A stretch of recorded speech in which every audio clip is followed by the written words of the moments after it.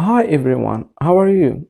I'm going to teach you about a very important basic verb in English. If you are also an advanced learner, this video is for you too.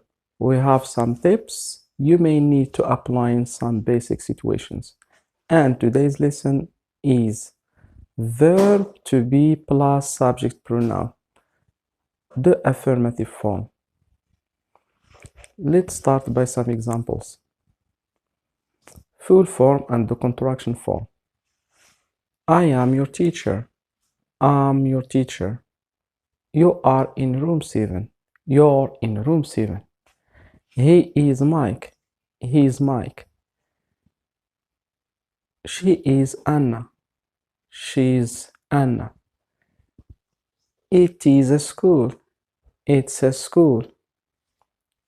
We are students. We're students. You are in class 2. You're in class 2.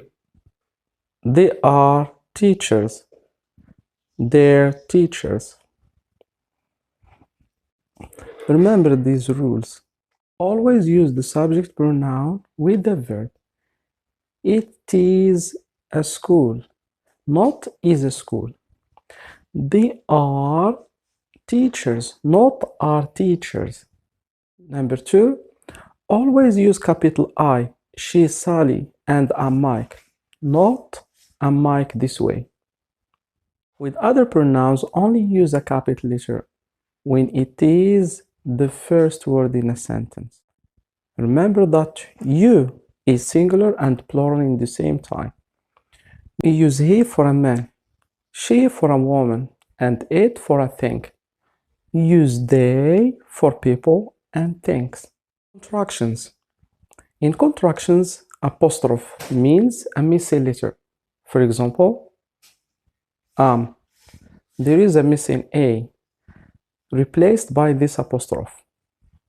We use contractions in a conversation and in informal writings. For example, in an email to a friend. Thanks for watching. I hope that you benefit a lot in this video.